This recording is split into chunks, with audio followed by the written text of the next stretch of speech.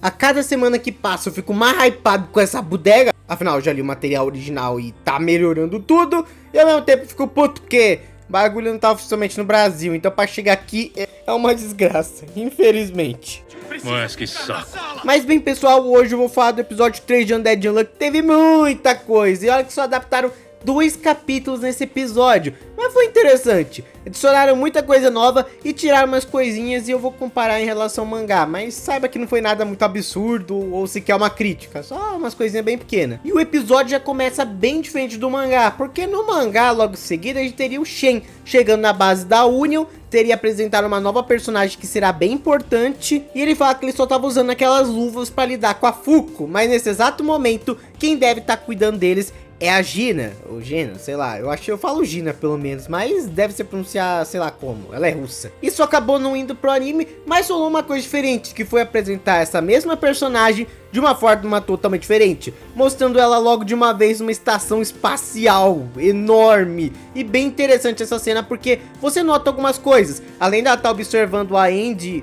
Além dela estar observando a Fuko e o Andy indo de barco, tentando pelo menos agora atravessar o país, vocês também notaram uma coisa que até vai ficar mais explícito nesse episódio? Não existem outros planetas ou sequer estrelas no universo de Undead Unluck. Só existe o Sol, a Lua e a Terra. Isso é uma coisa bem interessante que vai ficar mais evidente nos próximos episódios e faz parte do world building desse mangá, que é muito bom e muito criativo e logo logo vocês vão entender por quê. Mas a única coisa que ela decide naquele momento é impedir os dois. Outra cena extra que nós temos no mangá é deles simplesmente dialogando que nem os idiotas. Simplesmente estão agindo que nem um retardado dentro do barco. Essa cena inteira, na real, é totalmente original. Do Andy arrastando, tirando a Fuko debaixo do banco. Falando que, ó, para com isso, para de ser cagona, que a gente tá indo pra Rússia. E ela tá com muito medo, porque ontem o Shen tinha falado, vai vir mais gente caçar. Então ela tava escondidinha lá no banco. E ele tentando tirar, falando pra ela aproveitar. Vamos pra Rússia, cachaça, vodka, é isso. E bem na hora começa um ataque absurdo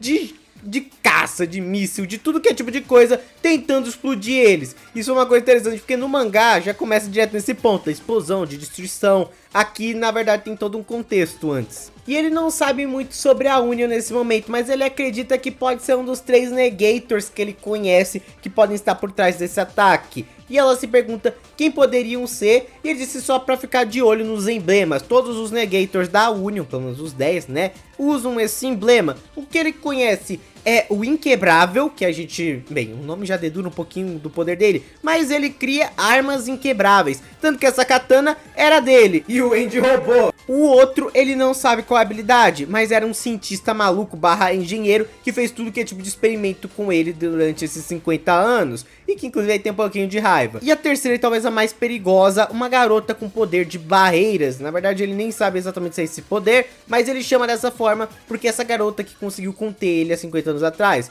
Não dá pra parar a geração dele, mas de alguma forma ela conseguiu que ele ficasse estático. Ela segurava ele dentro de uma barreira cheia de sangue e depois disso prendeu ele na Union. E esta mesma garota que prendeu ele há 50 anos atrás está aqui, viva agora, tentando parar ele de tudo que é forma, porque ela diz que ele é o único homem que ela já amou na vida. E aí ela explode todo mundo e manda pro casa do caramba. Já dá pra ver que essa daí não bate bem na cabeça, né? Fé nas maluquinhas. Quem não gosta de uma namorada que te espanca quando fica brava? A Fuko quase morre nessa e o Andy teve que salvar. Essa foi outra cena, inclusive, bastante bufada no anime. E o Andy acaba conseguindo salvar ela. E eles acabam se rendendo pros caças. Não, vão explodir a gente. Mas era só um blefezinho dele, porque ele queria testar uma coisa sobre o poder da Fuko. Se é possível controlar o azar dela. Pelo menos a intensidade do azar dela, porque não deve ser toda vez que toca nela que rola algo meteórico, que nem rolou lá no episódio 1, e pensou, pô, cortar seu cabelo veio um raio, e depois disso do beijo veio um meteoro. Sabe o que tem em comum? Todas as coisas são puxadas até o local do azar, tudo é puxado para aquela pessoa que foi tocada pela Fuko, mas depende também da intensidade do negócio. E por que ele diz isso? Porque logo em seguida ela se toca que ela tá sem sutiã. Isso porque ela tava quase morrendo e, bem, ele só fez massagem cardíaca nela e ela se toca aqui. Pera aí, você fez mais alguma coisa?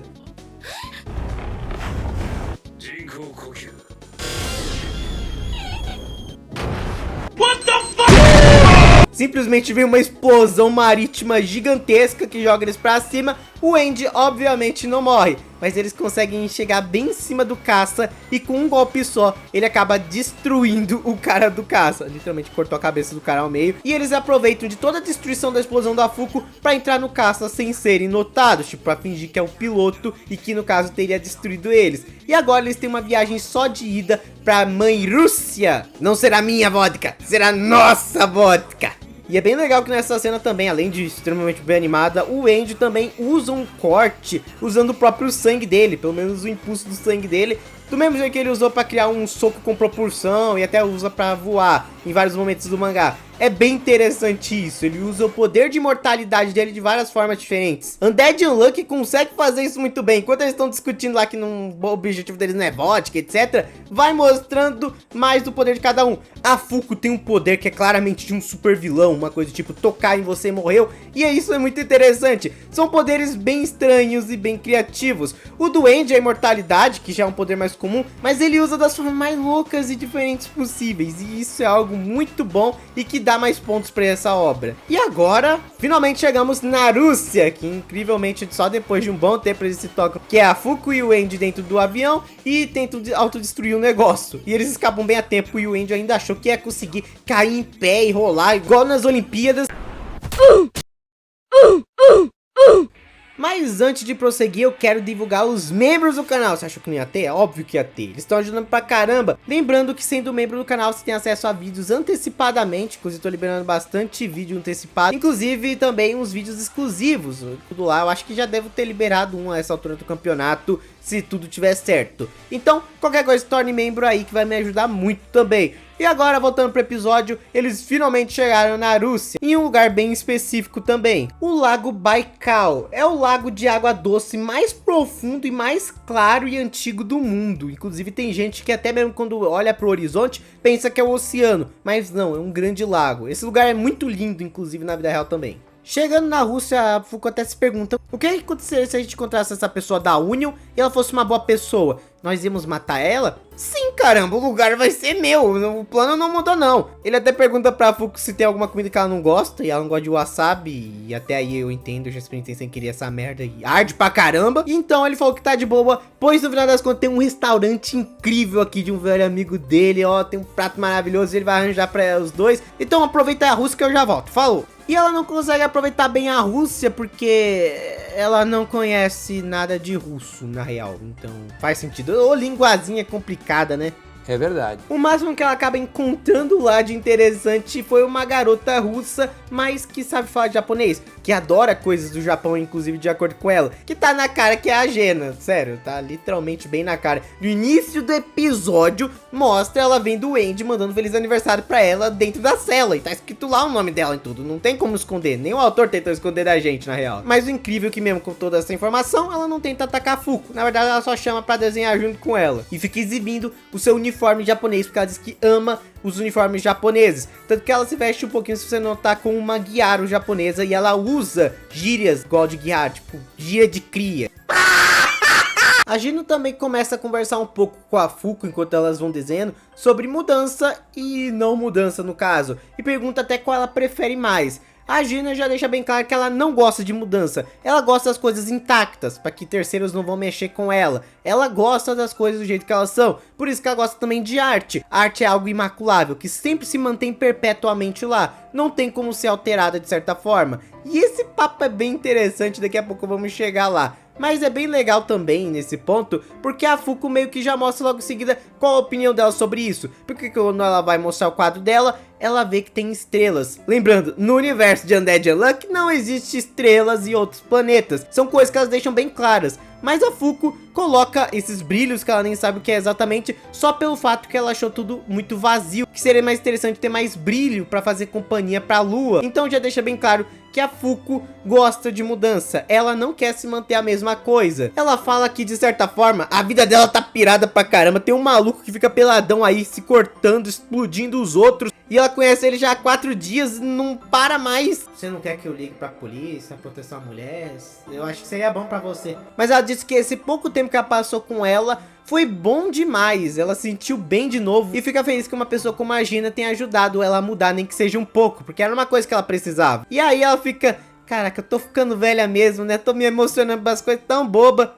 Pera aí, velha. Ela só tira a fita de cabelo, anda pra água e a água começa a flutuar. Ela desmonta todo aquele visualzinho dela de Gyaro e finalmente coloca a roupa dela e até invoca a arma dela. Sim, esse chapéu é a arma dela. Ela é um membro da Union, isso já tinha ficado bem claro. Só que realmente pra Fuko não tinha desde o início, então a cena ficou bem da hora. Ela chama a Fuko de sortudinha e fala que gostou muito dela, mas ela sabe do plano deles. O Andy chega com tudo e tenta cortar ela, mas não consegue não, inclusive porque a habilidade da Gina é bem OP. Ela só fala que aquilo é bem inútil, que ele nunca vai conseguir acertar o sangue dele nela, e ele só zoa que a maquiagem dela já tá bem na cara que é maquiagem. Mas só tem arrombado neste negócio aqui. A chefa dela já avisou que eles viriam bem antes, na verdade já estão sabendo bastante coisa. E vocês querem o último lugar da carteira e vocês querem mais um lugar na cadeira da Union, né? Então tá, vocês podem, mas primeiro vai ter que passar por mim. E aí ela diz que quer ver tudo do zumbizinho, o cara que ela amou por muito tempo e ainda ama, e da nova amiga dela, a sortudinha. Finalizando assim o episódio. Não é seu, Andy, é nosso! E é comunismo, filha da puta, aqui quem ganha somos nós! E um episódio muito bom, a parte inicial do episódio foi louca pra caramba, extremamente divertida, até agora aprendendo um pouquinho mais do uso do poder da Fuko, e a segunda metade foi focada mais nessa nova personagem, cujo seu poder é bem interessante, e ela deu umas dicasinhas sobre o diálogo dela sobre mudança, então saibam que tem alguma coisa a ver com mudança. Eu não vou spoiler com a habilidade dela, já vai revelar no próximo episódio, mas é bem interessante. Como vai, Undead Unluck pega poderes completamente simples, se você para pensar, é negar uma única regra e usa de 1 milhão de formas diferentes. Tanto que o Andy pensa que é um poder tipo Tatsumaki, e não é esse o poder dela não. Sem falar que tá desenvolvendo agora finalmente um pouquinho mais a personagem da Fuko, e vai ter mais desenvolvimento pra ela nesse arco e nessa temporada, podem confiar. E o próximo episódio deve ser só porradaria insana, e deve pegar o final do volume 1 e o início do volume 2. Mas bem, comentem embaixo o que vocês acharam desse terceiro episódio de Undead Unluck. Animados pra semana que vem? Só digo, vai ser muito hype. Eu me despeço de vocês, falou e fui!